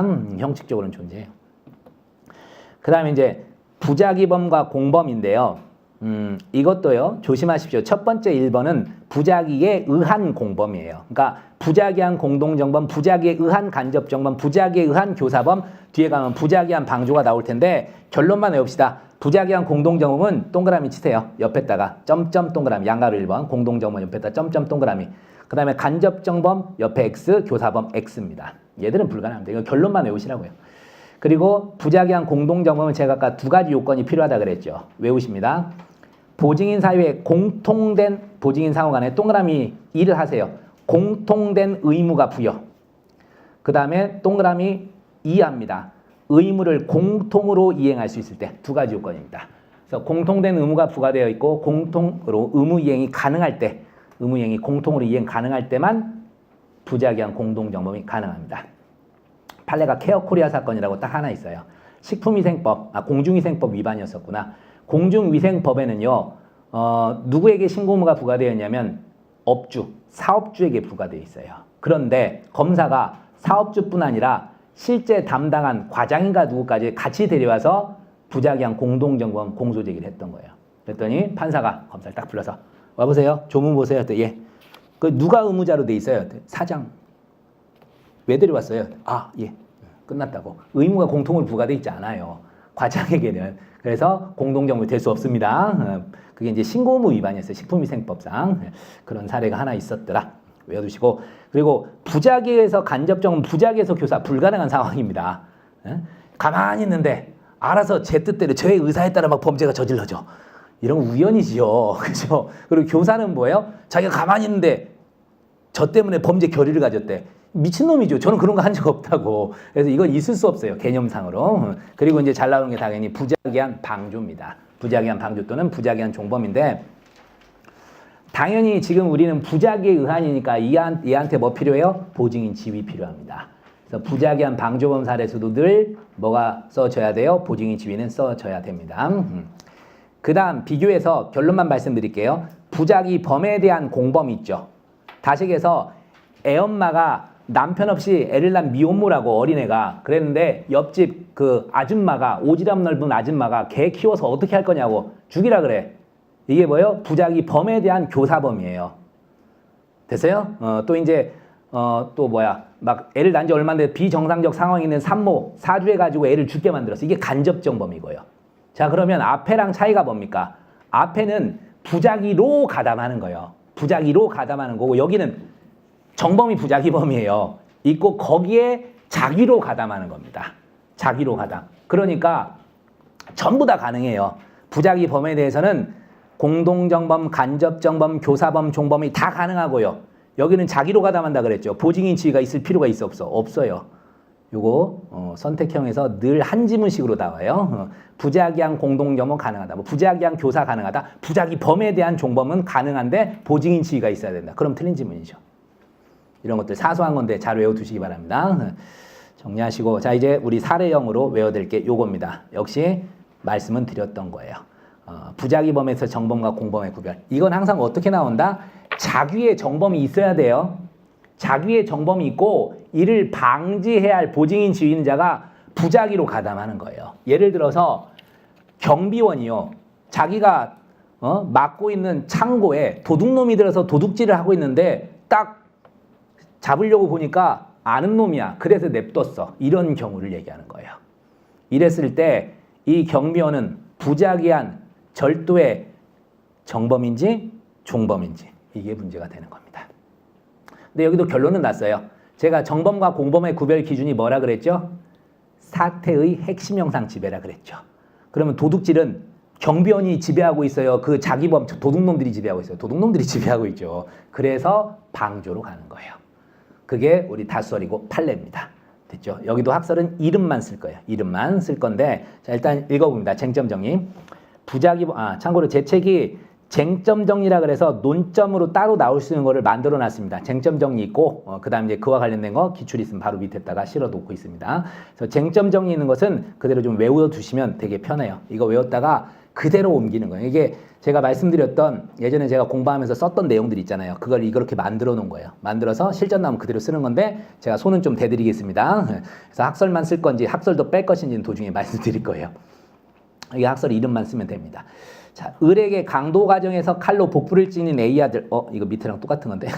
A 아들 정은 A가 침대에서 피를 흘리며 쓰러져 있는 것을 발견, 병원에 이송하지 않으면 A가 사망할 것이라는 사실을 알았으나 이 기회에 상속을 받으려고 A를 구조하지 않은 채 그대로 집에서 나와 A가 과다출혈로 사망합니다. 정은 부작위 한 살인죄 정범인가 방조범인가 이것부터 나오게 되는데 우선 이전에 뭐부터 검토해야 되냐면요. 앞에 논점에서는 얘가 부작위 한 살인죄 되는지 구국의 보행 먼저 검토해야 돼요. 구국의 보행 검토하고 그 다음에 어떻게 됩니까?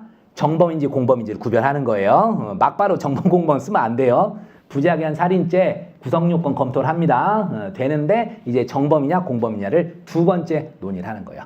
그것부터 말씀드릴게요. 그래서 부작위 한 살인죄 구성요건 포섭부터 하시고 그 다음 논점으로 쓰는 거다. 자, 정리합니다. 자, 문제점 한번 볼게요. 자기 의무자의 부작위라고 하더라도 부작위에는 적극적 행위계와 결여되어 있기 때문에 당의 부작위가 범행에 대해서 정범 또는 종범 중 어떤 형태로 기여한 것인가를 구별하는 일은 결코 용이하지 않다. 따라서 자기 범에 대하여 자기 의무 있는 자가 부작위 형태로 관여한 경우 요 말은 외우십시오. 자기 범에 대하여 자기 의무 있는 자가 또는 보증인 지위 있는 자가 그렇게 쓰시는 것도 괜찮습니다.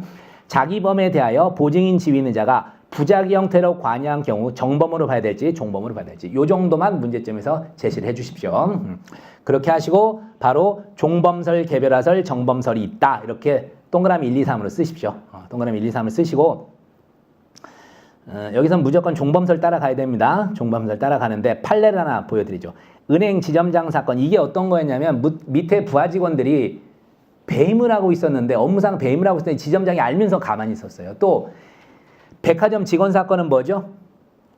매장에서 특정 매장에서 일명 짝퉁을 팔고 있었다고요. 상표법 위반, 부정경쟁 방지법 위반을 하고 있는데 가만히 있었던 그 사건이에요. 이런 경우 등입니다. 그래서 은행 지점장 사건이나 백화점 직원 사건 등에서 자기 의무에 위배하여 자기의 정범의 범행을 방치하였다는 부작위만으로는 실행행위로서의 자기와 동일시할 수 없다는 이유로 종범설의 입장을 취하고 있습니다. 말 어렵지만 외우셔야 됩니다. 어쩔 수 없습니다. 자기 의무에 위배하여 자기의 정범의 범행을 방치하였다는 부작위만으로는 실행행위로서의 자기와 동일시할 수 없다. 그래서 자기범 따라갈 수는 없고 그냥 부작위한 종범으로 간다는 거예요. 종범설 이렇게 좀 가십시오. 일단은 외우세요. 여러분들이 뭐가 선인지는 모르는데 외우다 보면 나중에 깨우쳐지는 것도 상당합니다. 그게 제가 초창기 강사할 때 그랬어요. 한 2년 동안은 막 강의라도 제가 깨우쳐먹고 와 이게 그 얘기였구나 멈칫 했던 게 제가 깨달음이 있었던 때였거든요. 근데 한 7년 되니까 이제 그런 것도 없어지더라고요. 그래서 잊혀져 가서 걱정입니다. 자, 어쨌든 선 암기 중요합니다. 외워버리세요. 일단 외우시면 나중에 가서 이런 개념들이 한 번씩 딱딱 깨우침이 올 때가 있습니다. 우선 외워버리시고 자 검토 이 말만 쓰면 됩니다. 뭐 행위지배 이것만 쓰시면 돼요. 행위지배의 여부에 따라 정범과 공범을 구별하는 형법상의 기본 원칙에 따라서요. 결국 어떻게 하냐면 한 줄 밑으로 가세요. 보세요. 보증인적 지위 있는 자가 부작위로 나가 그것을 방치한 경우 자기 의무자의 부작위라더라도 부작위에는 적극적 행위기여가 결여되어 있기 때문에 종범설이 타당하다. 너무 길죠? 그럼 어떻게 쓰라고요? 밑줄 안 긋죠? 함부로 긋지 마시고 세 번째 줄만 제대로 밑줄 그어두시면 돼요. 다시 그러면 정리합니다. 행위지배 여부에 따라 정범과 공범을 구별하는 형법상 기본 원칙에 따라 세 번째 줄입니다. 부작위에는 적극적 행위 기여가 결여되어 있기 때문에 종범설이 타당하다. 그냥 이렇게 갑니다. 다시 얘기해서 이게 숨은 얘기가 뭐예요?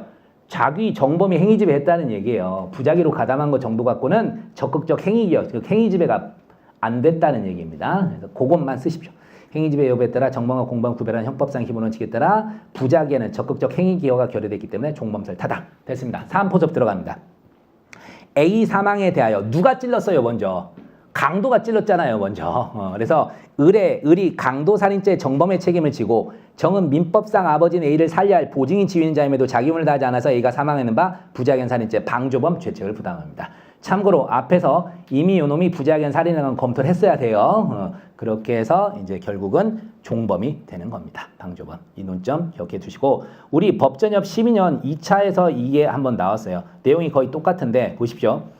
갑은 을에게 야간에 A의 집에 침입, 물건을 훔치라고 시키면서 A 집에 들어갈 때 사용하도록 A 집 열쇠를 제공합니다. 그러나 을은 병과 공모, 야간에 칼을 휴대하고 A를 강도하기로 하되 사람의 생명이나 신체를 해치진 않기로 약속합니다. 자, 일단 뭐 나머지는 넘어갈게요. 우선 병은 을이 칼을 휴대하였으므로 A 생명, 신체를 해칠 수 있을 것이라고 생각하였다. 이런 얘기를 왜 할까요? 분명히 을이 들어가서 강도 살인을 해요. 또는 강도 상해를 하게 돼 있어요. 그럼 밖에서 망을 본 놈도 어디까지는 책임을 져야 돼요? 예견 가능했던 강도 치상이나 강도, 치사까지는 책임을 지게 하려고 이런 얘기를 꼭 쓰는 거예요. 예견 가능성이 필요하거든. 근데 미리 하나 말씀드립니다. 우리 판례는요. 준강도도 마찬가지고 강도도 마찬가지인데 공범 중 1인이요. 강도 상해에 나가면 밖에서 망범놈 뭐까지 인정합니까? 예견 가능성이 있으면. 학설에 따르면 뭘로 가야 돼요? 강도 치상으로 가야 돼요. 근데 우리 판례가 강도 상해를 인정합니다. 그거는 놓치지 않도록 조심하십니다. 강도 상해를. 그건 선택형에서도 잘 나오는 겁니다. 사례형에서도 조심하시고. 그래서 우선은 판례에 따르면 강도 상해라고 쓰셔놓고 비판을 좀 하세요. 비판을 좀 하시고 대신에요. 다시 정리합니다. 강도 공범 중 1인이 강도 상해에 나갔을 때 밖에서 망본 놈, 공모했던 놈, 예견 가능성이 있으면 강도 치상이 아니라 강도 상해를 인정하는 게 판례라고요. 그래서 비판 좀 하시라고요. 근데 판례가요. 공범 중 1인이 강도 살인을 합니다. 이렇게 됐을 때 밖에서 망본 놈은 어떻게 하실까요? 이때는 판례도 정신 차립니다. 강도 치사까지 인정합니다. 예견 가능성이 있으면 강도 치사, 공동정범 쪽을 인정해버립니다. 그 이유가 뭔가를 생각을 해봤는데 조문을 보시면요. 나중에 강도 상해 치상이 337조에 돼 있어요. 그런데 형량이 똑같이 돼 있어요. 강도 상해하고 치상은. 하지만 그 다음 주에 있는 강도 살인 치사는요. 강도 살인이 법정형이 더 높습니다. 그래서 판례가 그렇게 가는 것 같아요. 강도 상해나 치상이나 뭐 법정형이 똑같은데 가는 거고 강도 살인과 치사는 법정형이 다르니까 원칙적으로 돌아와줘요. 그래서 그렇게 좀 암기해 두십시오. 그렇게 좀 기억해 둡니다. 나중에 가서 한번 강론 가가지고 열심히 제가 떠들어야 돼요. 그래서 우리 문제에서도 판례 그러니까 맨날 뭐야 검사 입장에서 변호사 입장에서 그 동네 가지고 자주 내요. 그 동네 가지고 판례가 강도 상해를 인정해 버린다고. 그래서 상해 말고 치상을 인정할 수 있는 점을 논해봐라 이런 얘기를 하거든. 판례 비판하라는 거예요. 이건 결과적 가중범위이기 때문에 예견 가능성이 있을 땐 치상이어야지 상해가 안 된다는 거예요. 그 얘기 써달라는 얘기입니다. 나중에 만나게 될 겁니다. 자 어쨌든 계속 갑시다. 을과 병은 A 집 문이 열려 있어 갑이 준 열쇠를 사용하지 않고 A의 집에 침입했다. 병은 1층에서 물건 챙기고 을이 2층으로 올라가 물건을 수색하는 과정에 자고 있던 A가 일어나려 하자 당황하여 베개로 A의 머리 부분을 누르고 소지한 칼로 복부를 찔렀습니다. A가 저항 멈추고 사지가 축 늘어지자 사망한 것으로 생각했습니다. 을은 A 지갑과 통장을 챙긴 후 1층으로 내려와 A 살해 사실을 숨긴 채 병과 함께 훔친 물건을 가지고 집을 빠져나옵니다. 이 문제가 결국 병한테도 강도 치사까지 인정할 수 있냐 그 논점입니다. 사실은 합동범의 특수강도 일단 한 다음에 그 다음 이러한 상황을 모른 채 새벽에 집에 돌아온 A 아들 정은 A가 침대에서 피를 흘리며 쓰러져 있는 것을 발견 병원에 이송하지 않으면 A가 사망할 것이라는 사실을 알았으나 이 기회에 상속을 받으려고 A를 구조하지 않은 채 그대로 집에 나와버렸다. 그래서 그 결과 A는 과다출혈로 사망하였다. 정이 A를 발견했을 당시 병원에 옮겼더라면 생명을 구할 수 있는 상황이었다. 이 얘기는 왜 써줬을까요? 칠판 보세요. 네모가 쳐있죠. 요것 때문에 써준 거예요. 개별적 행위 가능성이 있었다는 거. 이것 때문에 써준 겁니다. 그러니까 정의 죄칙은 나왔는데 그래서 먼저 특히 부작위한 존속살해입니다. 여기 부작위한 존속살해죄 구성요건을 한번 검토하고 그 다음 정범인지 방조인지를 제가 논의하라 그랬죠. 그래서 이렇게 나가는 거예요. 쟁점정의 써놨잖아요. 정의 경우 부작위한 존속살해 성부가 문제되는데 먼저 정범에 해당하는지 단순히 방조에 해당하는지 이제 살펴보자 하게 되는데 먼저가 아니라 후인데 잘못들은 어쨌든 부작위한 존속살해죄 써놨습니다. 여긴 줄여서 썼죠. 일단 살인죄 성립요건 부작위한 살인죄 써놓고 여기서 사안포섭 쭉 줄여 쓴 건 아니네. 그대로 다 써놨구나. 쭉 써놨습니다. 여기서 포섭 어떻게 했나 한번 보세요. 사안의 경우 봅니다. 정은 A의 아들이므로 민법상 부양 의무가 있으므로 당연히 A를 구조할 보증인 지위 있는 자이고 이건 보증인 지위부터 꺼내놔 버렸어요. 그 다음에 정의 A를 병원에 옮겼더라면 생명을 구할 수 있는 상황이었음에도 병원으로 옮기지 아니하였고 A를 병원으로 옮기는데 어떠한 장애 사유도 없었음이 인정된다. 또한 정은 병원에 이송하지 않으면 A가 사망할 것이라는 사실을 알았으므로 사망 결과를 의혹하진 않았다 할지라도 용인하는 내심의 의사를 인정하기에 무리가 없다. 이렇게까지 갑니다. 그래서 고의까지 같이 검토를 합니다. 그래서 존속살해죄, 미필적 고의도 인정됩니다. 이렇게 포섭을 갖습니다. 여러분이 따르게 해도 상관없어요. 그래서 정은 A에 대한 부작위 존살, 죄책, 부담한데 무리가 없다. 다만 A가 사망한 것은 을의 강도 살인행위와 직접적 연관성이 있는 바 과연 정이 살인죄 정범인지 방조범인지 살펴봐야 된다. 이렇게 끌어가는 거예요. 이제 부작위 살인부터 검토하고 포섭된 다음에 그러면 이제 정범이냐 공범이냐 끌어갑니다. 그래서 학설 대립 길게 썼는데 쓰지 말라고요. 그냥 어떻게 쓴다? 종범설, 정범설, 개별화설 세 가지입니다. 이렇게 쓰면 돼요. 쓰시고 그 다음에 판례 그대로 넣어놨잖아. 외우시면 됩니다. 그대로 쓰시고 그 다음에 이제 어떻게 돼 있어?